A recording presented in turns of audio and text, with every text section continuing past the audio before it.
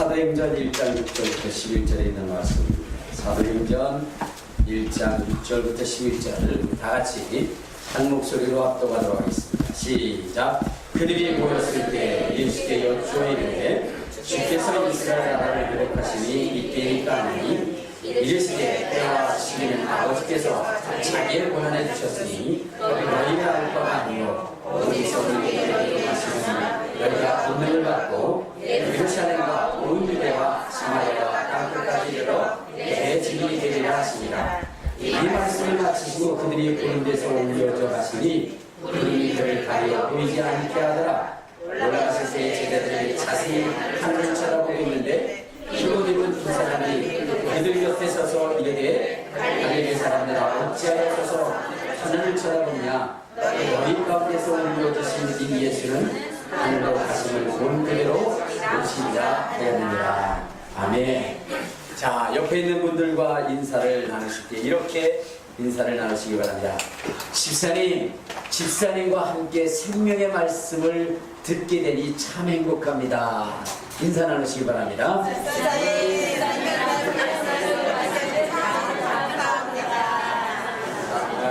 여러분, 하나님의 생명의 말씀을 함께 듣는 것보다 행복한 것은 없을 것입니다.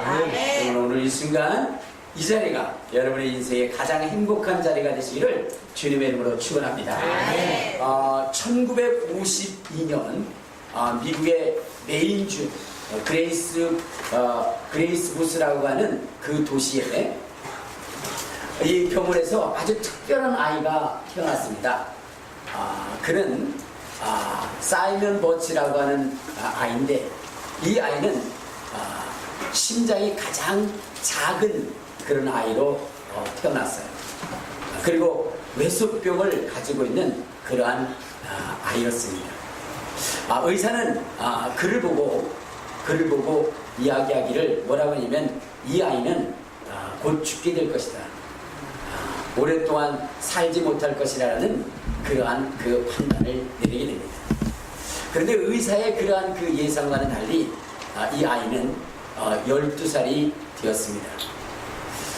그런데 그가 가지고 있었던 병이 무엇입니까? 외소증 아닙니까? 초등학교 6학년인데 키가 1m도 채 안 됐습니다. 그렇기 때문에 아이들은 항상 그를 놀렸어요. 괴물이라고. 그리고 걷는 것 모습 속에서도 뒤뚱거리는 그 모습을 보면서 그는 괴물이다. 그러면서 왕따를 시킨 거죠. 자, 여러분, 그런데 이러한 이 왕따를 당하고 그러한 놀림을 받는다고 한다면 여러분들은 어떻습니까? 정상인이라고 할지라도 그렇게 왕따를 당하게 되면 좌절하고 낙심하고 그리고 삶을 포기하고 싶은데, 그런데 이 얘기는 너무나 놀라운 긍정의 힘이 있었습니다. 그렇게 수많은 아이들이 자기를 놀림에도 불구하고 그것에 아랑곳하지 않는 거예요. 근데 그에게 유일한 친구가 하나가 있었는데 조라고 하는 친구가 있었습니다. 그런 그 놀림을 받을 때마다 누구냐면은 사이먼 버치는 조와 함께 강가에 갔어요. 그러면서 거기서 무엇을 하냐면 누가 더 오래 물속에서 참나라는 그러한 내기를 합니다. 그런데 이 아이는 특별하게 이 물속에 들어가서 그 참는 그것이 남달랐어요. 그렇기 때문에 그것에서 오늘은 30초, 오늘은 1분, 그러면서 자꾸 늘어가는 것을 보면서 그에게 조는 박수를 보냈습니다. 그런데 이 조가 이해할 수 없는 것이 하나 있었어요. 왜냐면 자기 같았으면 그렇게 왕따를 당하고 괴물이라고 놀림을 당하고 걷는 것이 뒤뚱뒤뚱 오리처럼 걷고 있기 때문에 그렇게 비난을 받고 그런 모습이라면 자기는 속상해서 죽을 것 같은데 이 아이는 항상 쾌활하고 명쾌했습니다. 그래서 물어봤어요. 너는 그런 것이 힘들지 않니? 아이들이 놀리는 것이 힘들지 않아? 라고 얘기할 때 이는 이렇게 얘기합니다. 왜 힘들어? 내가 키가 작은 거, 내가 키가 작기 때문에 아이들이 작다라고 놀려대는 거 사실이잖아. 내 얼굴이 우락부락하게 이상하게 생긴 거 사실이잖아. 뒤뚱뒤뚱 걷는 거 사실이잖아. 사실을 사실대로 이야기하는데 그게 뭐가 힘들어? 라는 긍정의 힘을 가지고 있었다. 그런데 이러한 이 긍정의 힘을 가질 수 있었던 것은 무엇이냐면 다른 것이 아니라 바로 하나님의 말씀이었습니다. 그는 누구보다도 하나님의 말씀을 읽었어요.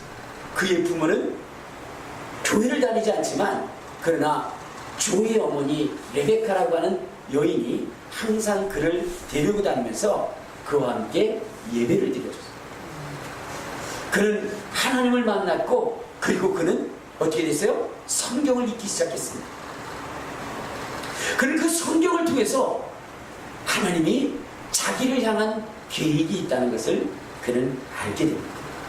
그렇기 때문에 비록 자기가 가진 그 외모가 초라하고 보잘것없고 남들에게 있어서는 그렇게 흉거리가 되지만 그러나 자기는 하나님의 계획 안에 있는 그러한 존재라고 하는 자부심과 긍지를 갖고 살아갔습니다. 그는 돌출적 그런 행동들을 하기도 하는데 뭐냐면 예배 시간이 되면 목사님을 아주 당혹스럽게 만들 때도 있습니다.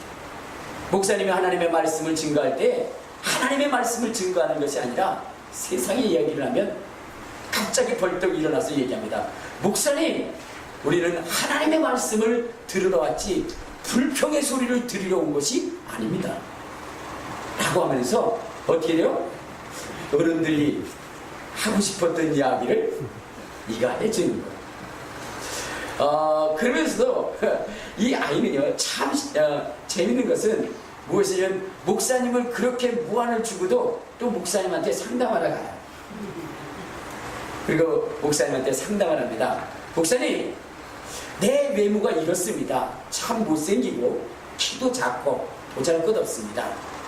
그런데 하나님이 나에 대한 계획이 있겠지요.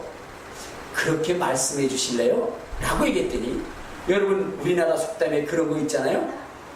오는 말이 고와야 가는 말도 곱지. 여러분 그렇게 사람들 앞에 망신을 주는 그 녀석에게 좋은 말이 갈 수는 없겠죠.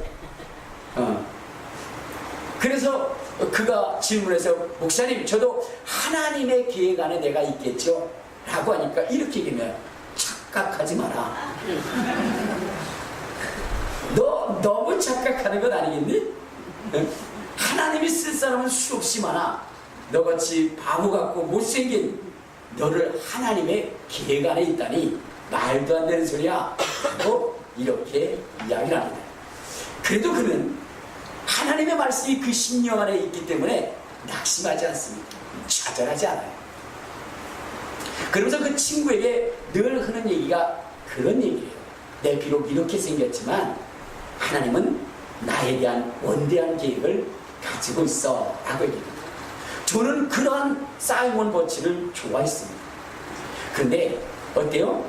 이 두 녀석은 또 여느 아이와 같이 장난꾸러기고 말썽꾸러기였습니다. 교회에서도 예배들 잘 드리기도 하지만 때로는 교회 행사를 망쳐놓는 그러한 일도 하게 됩니다. 그러면 그 벌로 인해서 어떤 일을 겪게 되냐면 초등부, 그러니까 유치부죠. 유치부 아이들이 수련회를 떠나는데 거기에 보조 선생님으로 그렇게 딸려가게 됩니다. 이제 버스를 타고 가다가 갑자기 호수 옆에서 무엇이냐면 숲속 방향에서 사슴이 튀어나오니까 그걸 운전자가 피하다가 호수로 이 버스가 빠지게 됩니다. 버스가 이제 물속으로 가라앉을 때 그 속에 13명의 어린아이가 타 있었던 겁니다.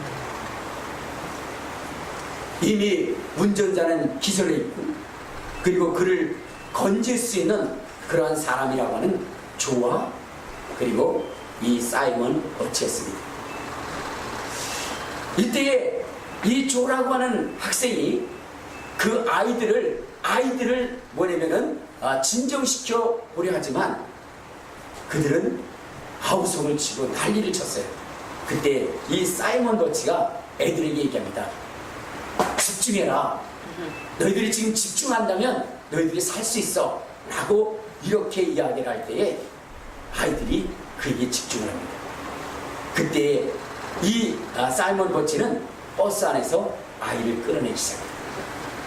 바깥으로 그 좁은 창문 속으로 아이들을 끌어냅니다.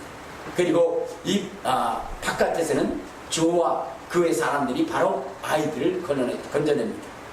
이제는 아이들을 다 끌어냈다고 생각하고 그 사이먼 버치는 좁은 문을 통해서 창문을 통해서 나오게 됩니다.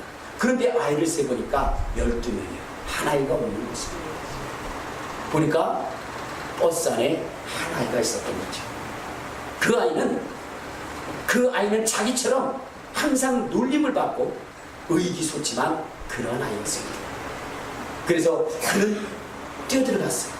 그 작은 창문으로 뛰어들어가서 그리고 그 아이를 건지려고 했는데 그 아이가 다리가 바로 어디요?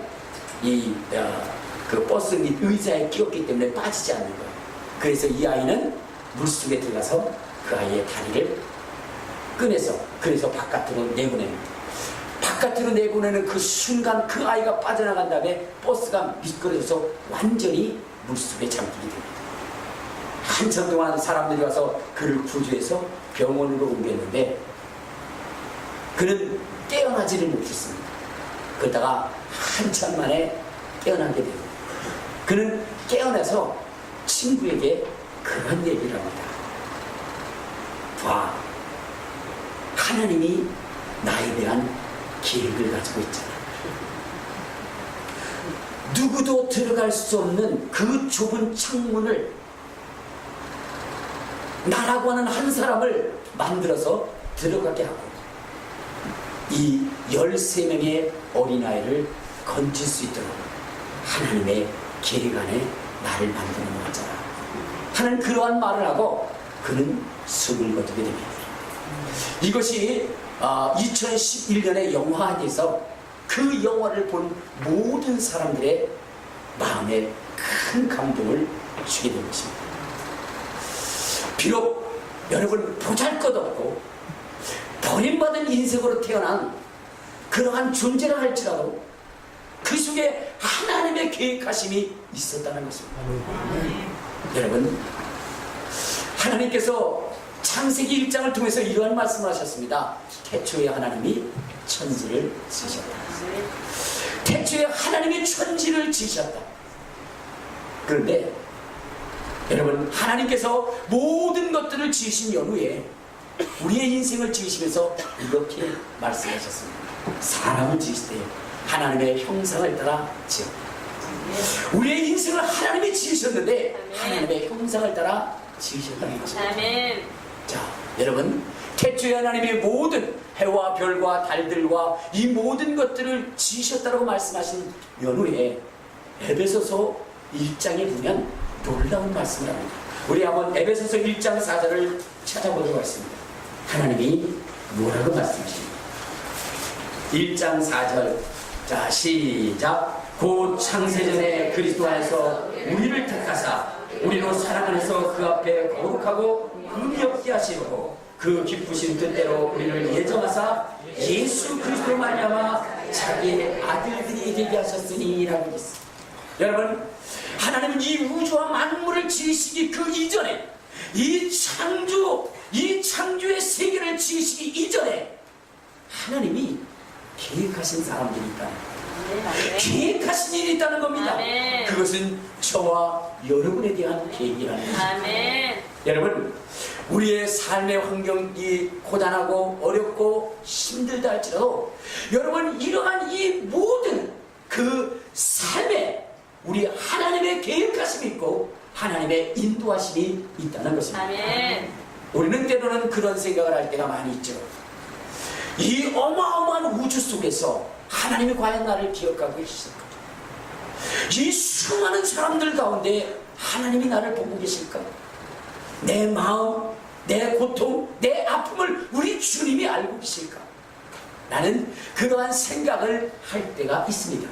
그러나 성경은 우리에게 말씀하시기를 창세전에 창세전에 우리를 지으실 계획을 하셨고, 그리고 창세전에 우리에 대한 계획을 하나님이 가지고 계셨다는 것입니다. 아멘.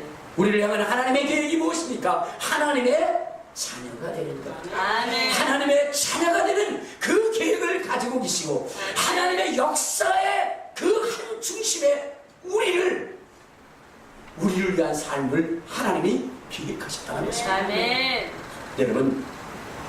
여러분의 지금의 삶이 힘들고 어렵다고 낙심하거나 좌절하거나 포기하지 마시기 바랍니다. 아멘. 여러분은 우주와 만물보다 더 크신 하나님의 계획 안에 있는 사람들입니다. 아멘. 그리고 하나님은 여러분들을 하나님의 자녀로 선택하시고 부르시고 세우신 존재들입니다. 아멘. 여러분, 성경에 보면 이런 말씀이 있어요. 이스라엘 백성들이 하나님에 대한 불평과 불만을 하게 됩니다. 이유는 무엇이냐면, 하나님의 택한 백성이면서도 자기네들은 너무나 힘들고 어려운 그러한 삶을 사는 거예요. 포로가 되고 나라를 잃고 그러한 그 힘들고 어려운 세월 뿐만 아니라 디아스포라가 되어서 전 세계로 흩어지는 그러한 그 삶에 그들이 있었던 것이었습니다. 그래서 하나님 앞에 이야기합니다. 하나님, 과연 우리를 사랑하시는 것입니까? 과연 우리가 하나님의 백성인 것이 맞습니까? 라고 얘기할 때 우리 주님이 이런 말씀을 합니다.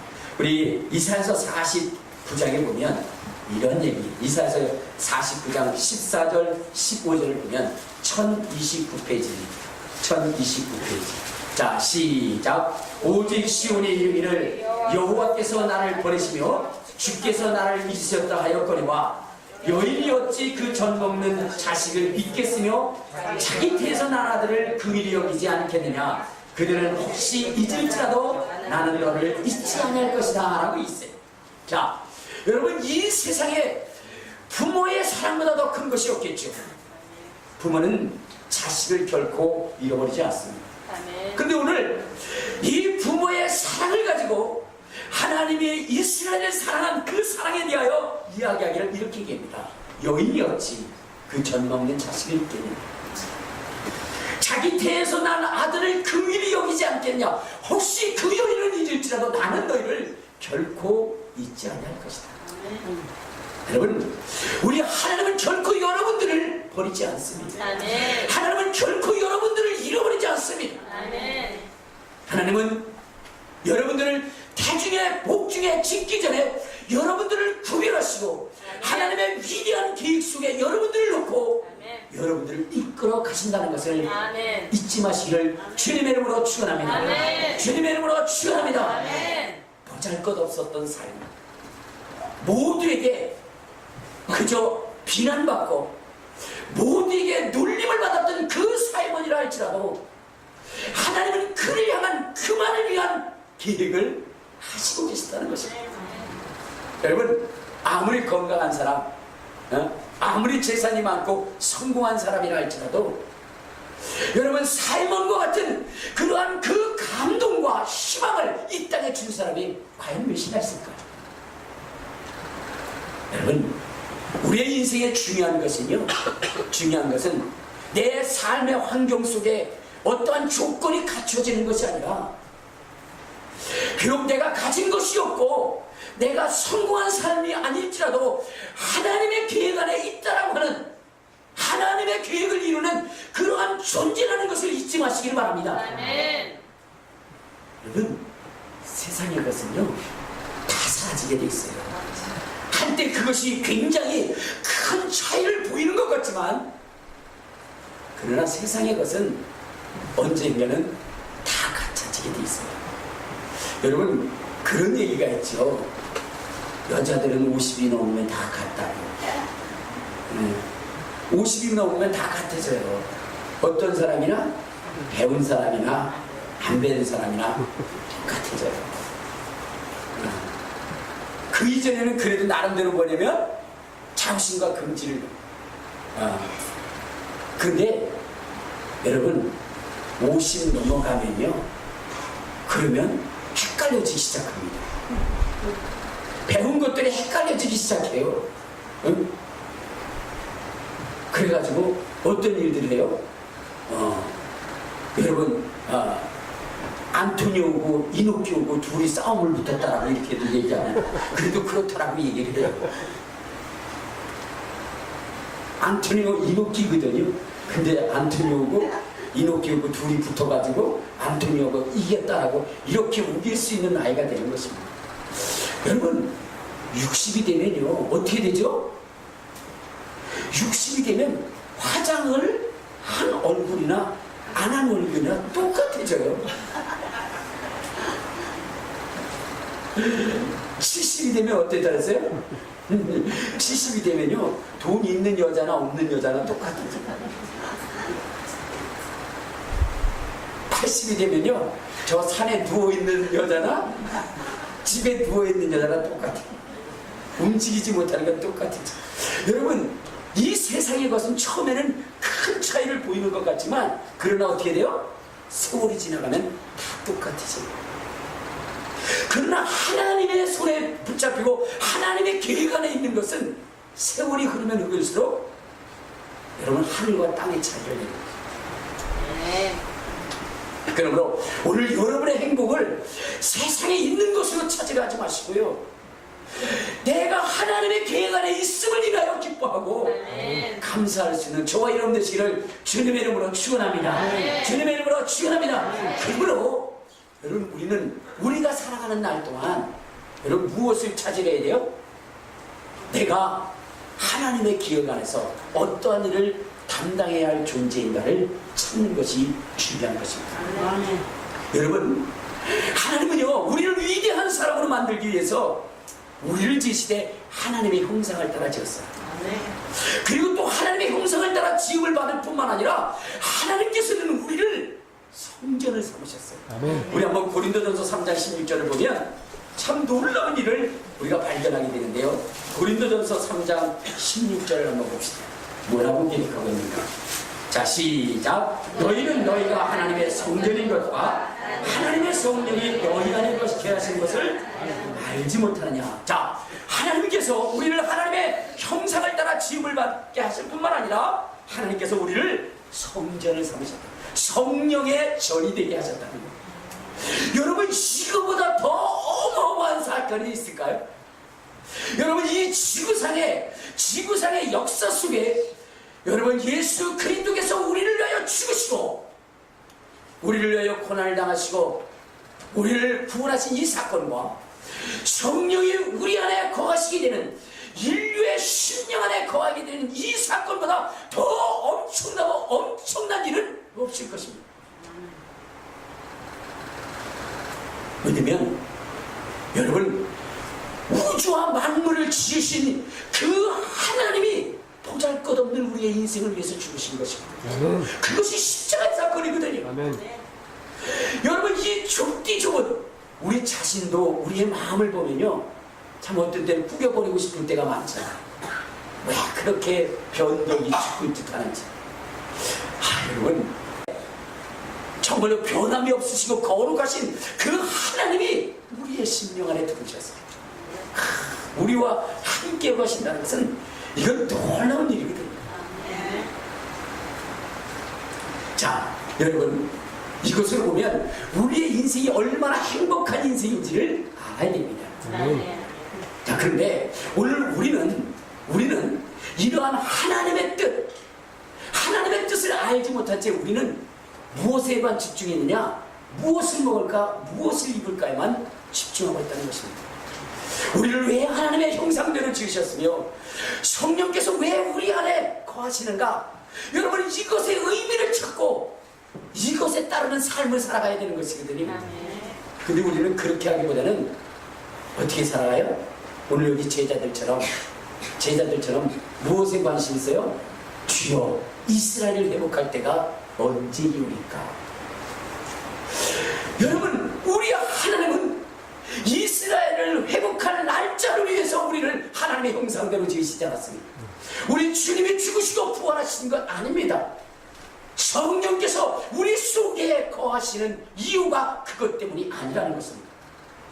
오늘 우리도 정말로 하나님의 형상을 따라 지음을 받았고 성령이 우리 안에, 전능하신 하나님이 우리 안에 계실 때 우리의 그러한 그 궁금증이 뭐예요? 하나님, 언제 나게 대박나게 할 거예요?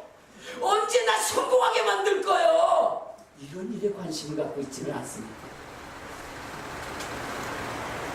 그리고 그렇게 되지 아니한 일 때문에 좌절하고 낙심하지는 않습니다. 여러분, 우리는 그러한 일 때문에 언젠가는 다 똑같아지는 일, 아니 언젠가는 기억할 수도 없는 그러한 일을 위해서 우리를 부르시지는 않았습니다. 영원하니까. 영원히 저 궁천의 별과 같이, 달과 같이, 해와 같이 영원히 빛난 그 하나님의 영원한 영광을 위하여 우리를 부르셨다는 것입니다. 그리고 그 빛남의 세세 무궁토록 아름다운 것처럼 우리의 삶을 그렇게 그 일을 위해서 우리를 부르셨다는 거예요. 그렇기 때문에 오늘 우리는 주여 이스라엘을 회복할 때가 어때니까 라고 물었던 제자들처럼 주여 나의 인생을 성공시킬 때가 언제입니까? 라고 주님 앞에 묻는 신앙생활이 아니라 오직 성령이 임하시면 너희가 권능을 받고 예루살렘과 온 유다와 사마리아와 땅끝까지 이르러 내 증인이 되리라. 영혼을 살리는 일에 연합되어지는 저와 여러분 되시기를 주님의 이름으로 축원합니다. 주님의 이름으로 축원합니다. 제자들의 관심은 이스라엘의 회복이었고 제자들이 놀란 것은 예수님이 구름을 타고 하늘로 올라가는 것이었어요. 그러나 하나님은 그 일에 놀라는 인생이 아니라 성령이 임하셔서 그들에게 부여진 그 사명의 역사를 통해서 하나님이 함께 하실 그 일로 인하여 기뻐하는 제자들을 보기를 원하시는 것입니다. 제자들은 그것을 알고 이제는 마가의 다락방에 가시게 되었습니다. 그리고 거기서 전심으로 기도했어요. 그럴 때 하늘로부터 급하고 강한 바람 같은 성령이 임하셨고 그리고 그 임하심의 역사는 제자들을 위대하게 만들었습니다. 아멘. 당시 오순절 마가의 다락방에 정말로 각국에서 성공했던, 각 나라에서 성공했던 그러한 유대인들이 여러분 몰려들기 시작했습니다. 왜일까요? 유대인들은 어떻게 해요? 1년에 3번씩은 꼭 예루살렘에 와야 됐기 때문에 각 나라에서 정말로 성공했던 사람들이 와서 이 제자들의 하나님의 체험의 역사를 보게 되면서 그들은 놀랍니다. 그리고 그들에게 상담을 해요. 형제들아, 우리가 어찌 하라. 그들은 성공했습니다. 안정적인 삶을 살았습니다. 누구보다도 열심히 살았다고 했습니다. 그러나 그들의 그 삶이 제자들의 이런 함께 하시는 그 위대함의 역사에 비춰본다면 태양 앞에 촛불과 같은 것처럼 그들은 느꼈습니다. 그래서 제자들에게 자기들의 영혼의 상담을 하게 된 것입니다. 여러분, 우리가 살아갈 때에 여러분 세상 앞에 사업의 성공이나 또한 이 세상의 권세를 얻는 그러한 상담은 할 수 없는 존재가 된다 할지라도 여러분 세상에 성공한 사람들이 자기의 영혼의 실패 때문에 낙심하고 좌절하고 정말로 포기하고 싶은 이러한 절망 속에 있는 그들을 상담해 줄 수 있는 그들의 영혼을 이끌어 줄 수 있는 그러한 위대한 사람이 되시기를 주님의 이름으로 축원합니다. 주님의 이름으로 축원합니다. 여러분 이것에 대한 가치를 여러분들이 가지셔야 되는 것입니다. 성령이 왜 우리 안에 거하실까요? 성령이 그 하나님 전능하신 하나님이 왜 우리 안에 거하실까요? 여러분 그 의미를 여러분들이 파악하시고 성령이 하시고자 하는 일에 연합한다고 한다면 여러분 비록 먹고 사는 일에 대한 문제는 아닐지라도 여러분 그들의 영혼의 문제 하나님을 만날 수 있는 이 놀라운 길을 만들 수 있는 존재가 된다. 그 길을 열 수 있는 존재가 된다는 것입니다. 여러분 이거보다 더 위대한 일이 어디 있겠습니까? 이거보다 더 엄청난 일이 어디 있겠습니까? 하나님은 우리를 보배롭고 존귀하게 여긴다 그랬습니다. 우리 한번 자 이사야서를 한번 봅시다. 자, 이사야서 43장에 보면 이러한 이야기를 합니다. 자, 하나님께서 이스라엘 백성들을 향하여 이렇게 얘기합니다. 자, 이사야서 43장 1절부터 시작. 야곱아, 너를 창조하신 하나님께서 지금 말씀하시니라. 이스라엘아, 너를 지으시니가 말씀하시니라. 너는 두려워하지 말라. 내가 너를 구속하였고 내가 너를 지명하여 불렀나니 너는 내 것이라. 내가 물 가운데로 지날 때 내가 너와 함께 할 것이라. 강을 건널 때에 물이 너를 침몰치 못할 것이며 내가 불 가운데로 지나갈 때에 타기도 아니할 것이요 불꽃이 너를 사리지도 못할 것이니 대전하는 여호와 내 하나님이요 이스라엘의 거룩한 이요 내 구원자이오라. 내가 애굽을 너의 속량물로 구스와 수분을 너를 대신하여 주었노라.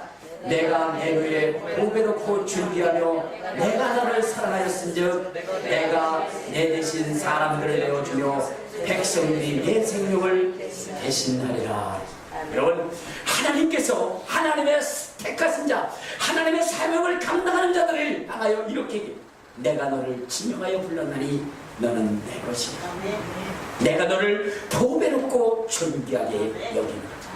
내가 물 가운데 갈지라도 물이 너를 침몰하지 못하게 할 것이고 불 가운데 갈지라도 불이 너를 사지 못하게 할 것이다. 여러분, 하나님의 사명을 가지고 가슴에 쓸어안고 가는 자들에 대한 하나님이 보호하시고 하나님이 인도하시겠다라는 확실한 증거인 것입니다.